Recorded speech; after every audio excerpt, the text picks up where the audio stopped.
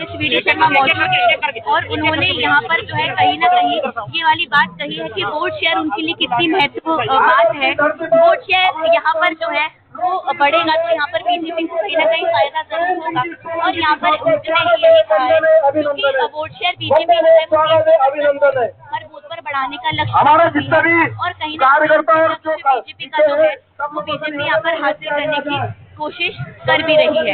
जी अमृत। बिल्कुल अमृतांशी, आप कोशिश कीजिए, वहाँ की तस्वीरें आप दिखा रही हैं, बात करने की भी वहाँ जो लोग मौजूद हैं वे किस तरीके से देखते हैं और एक बड़ा सवाल ये कि कितना फर्क पड़ता है। और मेरे साथ जो है मेरे सहयोगी जफर भी मौजूद हैं और जफर से भी मैं बातचीत करूंगी। जफर जी, ये मैं देख रही हूँ अच्छी खासी भीड़ है, ये बीजेपी का गढ़ है, किस तरह से बीजेपी को लगातार बनाने की कोशिश कर रही है? देखिए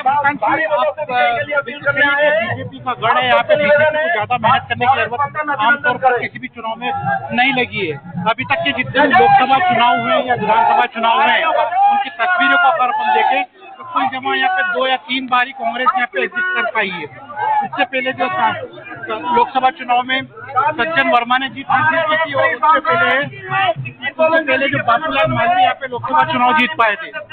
मौजूदा में जो कांग्रेस के प्रत्याशी है राजेंद्र मालवी, तो कांग्रेस के पूर्व कांग्रेस अध्यक्ष जो है राधा किशन मालवी के पुत्र जरूर है, लेकिन इतना होल्ड उनका भी नजर नहीं आ रहा है। लगभग एक तरह से अब कांग्रेस पूरी तरह से एब्सेंट नजर आ रही है क्योंकि इतने मुद्दे चल रहे हैं। क्या कांग्रेस के यहाँ पर कोई मुद्दे हैं? क्योंकि बीजेपी तो राष्ट्रीय मुद्दों पर चुनाव लड़ ही लेती है। देखो, मैंने आपसे कहा है कि कांग्रेस लगभग इस चुनाव में पूरी तरह से एब्सेंट नजर आ रही है। इसके पहले जरूर 2018 में यहाँ पे 2018 का 2020 का बाद जो 2020 का जो उपचुनाव हुआ था, विपिन वानखेड़े जरूर यहाँ पर कामयाब हो पाए थे कांग्रेस के, लेकिन अभी जो मौजूदा चुनाव है 2023 में फिर से कांग्रेस उसमें हार चुकी है। यहाँ पे मैदान पूरी तरह से खाली है कांग्रेस का।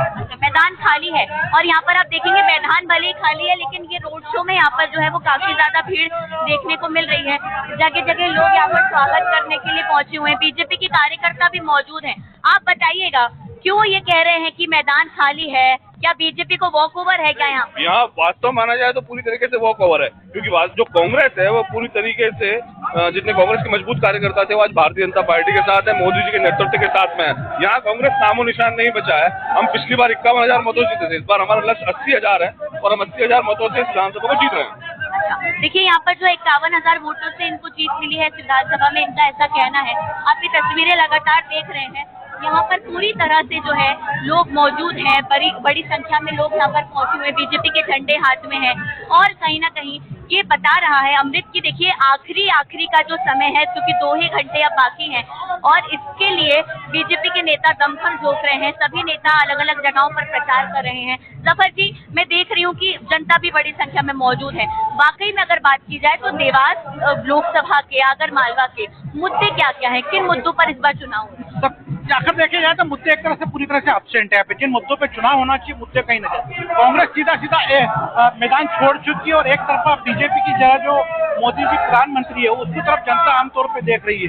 कोई मुद्दा यहाँ पे हावी नहीं। अगर मुद्दे अगर देखा जाए असल में जमीनी मुद्दे, बेरोजगारी बहुत बड़ा मुद्दा यहाँ पर है, जिस पर अभी तक कोई बात नहीं हुई। पलायन और बेरोजगारी, हम फिर उसी की बात कर, मजदूरी के लिए लोग यहाँ से गुजरात और राजस्थान के लिए पलायन करते हैं, वो बड़ा मुद्दा है। दूसरी एक रेलवे की मांग यहाँ बहुत सालों से चली आ रही है। रेलवे यहाँ पे हुआ करती थी एक जमाने में, लेकिन जो आपातकाल के दौर में रेलवे वो भी छीन ली गई, उस पर अभी तक कोई बात नहीं हो पाई। वादे जरूर हर बार चुनाव में होते हैं, लेकिन ये वादे कभी पूरे नहीं होता है। बिल्कुल, देखिए कहीं ना कहीं यहाँ पर जो है एक बात ये भी देखी जा रही है कि देखिए मुद्दे कई हैं अमृत, लेकिन जिस तरह से विधानसभा चुनावों में बीजेपी ने जीत हासिल की, वो बीजेपी के लिए कॉन्फिडेंस बढ़ाने वाली बात हो गई। लेकिन इन मुद्दों में जो है ताकत तो है, लेकिन राष्ट्रीय मुद्दों के बीच में कहीं ना कहीं ये मुद्दे थोड़े गुम से जाते हैं।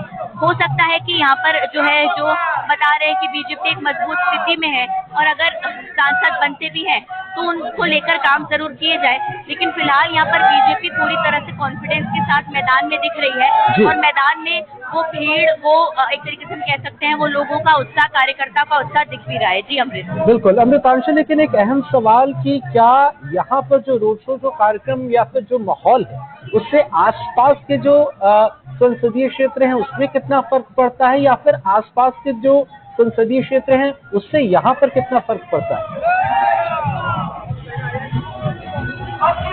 बिल्कुल, देखिए अगर बात की जाए तो आपने देखा होगा कि जिस तरह से इंदौर में संजय कांति हम जो कि कांग्रेस के प्रत्याशी थे उन्होंने अपना नामांकन वापस ले लिया, तो इसका असर देखिए सिर्फ मध्य प्रदेश में नहीं हुआ है, इसका असर पूरे देश भर में हुआ है। जिस तरह से सूरत में हुआ, सूरत की बात इंदौर में हुआ, और इसका असर खजुराहो में जो नामांकन निरस्त हुआ इसका असर, इसके अलावा जो बीजेपी के गढ़ है यहाँ पर जब जब भी पार्टी अपने प्रचार के लिए लौटती है लोगों को अपने बातें दोहराती है, याद दिलाती है, कहीं ना कहीं देखिए यही पर अभी ये चीज बीजेपी के प्रदेश अध्यक्ष करने की कोशिश कर रहे हैं कि यहाँ पूरी तरह से जो है वो लोगों की जो है हुजूम में वो अपील कर रहे हैं, और इस वोट अपील के बीच यहाँ पर जो है वो यहाँ पर कहीं ना कहीं पूरी तरह से ये देखा जा रहा है कि यहाँ पर काफी ज्यादा उत्साह तो है, और ये जाहिर सी बात है देखने को तो जरूर मिलेगा। देवास, उज्जैन, इंदौर, अगर बात की जाए खरगोन, धार, एक एक क्षेत्र के ये चुनाव हैं, तो ये जो क्षेत्रीय चुनाव होते हैं ये काफी असर डालते हैं संभागों के अगर ऊपर गौर करें तो यहाँ उत्साह तो देखने को मिल रहा है। जी बिल्कुल अमृतांशी, वहाँ और भी लोग मौजूद हैं, जरा उनसे भी समीकरण को समझने की कोशिश कीजिए, और हमारे सहयोगी जफर भाई भी हैं। किस तरीके से जो आम जनता है वो इन मामलों को किस तरीके से देखती है, उनके बीच में क्या नाराजगी है या फिर क्या कुछ उत्साह है? बिल्कुल, देखिए यहाँ पर बड़ी संख्या में आपने देखा होगा कार्यकर्ता मौजूद हैं, और ये कार्यकर्ता भी यहाँ पर जो है वो स्वागत कर रहे थे। आपको अगर आप देखते होंगे तो यहाँ पर देखिए गेंदे के फूल के जमीन बिछी हुई नजर आती होगी, क्योंकि लोग स्वागत इस तरह से करते हैं। जफर भाई, मैं आपसे पूछना चाहूंगी, हम ये रोड शो में लगातार चल रहे हैं, मैं देख रही हूँ कि यहाँ पर कई मुद्दे हैं, अभी विकास की बहुत ज्यादा जरूरत है।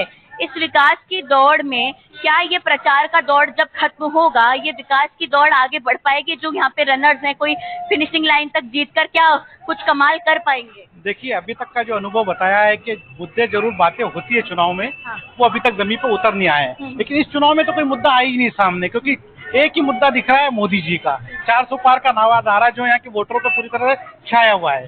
तो कोई मुद्दा ऐसा निकल के जमीन पे आया नहीं, जो मुद्दे उनकी बात हो नहीं रही है। और अभी तक जितने भी चुनाव होते हैं, हर बार मैंने जैसे आपको पहले कहा है, या 4 लेन की बात अगर हो, या रेलवे की बात हो, तो ये रोजगार की बात हो, तो उन सब पे कोई काम अभी तक नहीं हो पाया। बेरोजगारी के अगर आंकड़े देखे जाए पिछले 10 या 15 साल में, तो 2 से 3 गुना क्षेत्रों में गई हूँ, पलायन एक बहुत बड़ा मुद्दा रहा है, तो क्या ये जमीनी मुद्दे पिछले 5 साल में कुछ हद तक भी खत्म हुए हैं या फिर वही स्थिति है? देखिए, स्थिति खत्म होना दूर की बात, बढ़ते जा रहे हैं, ये बढ़ते जा रहा है पलायन, क्योंकि रोजगार इतना ज्यादा नहीं, औद्योगिक क्षेत्र यहाँ पर डेवलप्ड नहीं है, रोजगार बहुत कम है यहाँ पे, तो वो पलायन की जो स्थिति कम होने की बजाय बढ़ती जा रही है। समीप के जो राज्य जैसे राजस्थान है, वहाँ पे मजदूर यहाँ से जाता है, वहाँ पे मजदूरी का जो रेट है हमारे यहाँ से ज्यादा मिल जाता है लोगों को, हमारे यहाँ पे जो मजदूरी का रेट है वो बेहद कम मिलता है, इसलिए वो पलायन करके जाते हैं। जितना गुजर बसर में उनको चाहिए होता उतना यहाँ पे नहीं मिल पाता। ठीक है, कुछ लोग हमारे साथ चल रहे हैं, आप लोग बीजेपी से हैं या जनता है?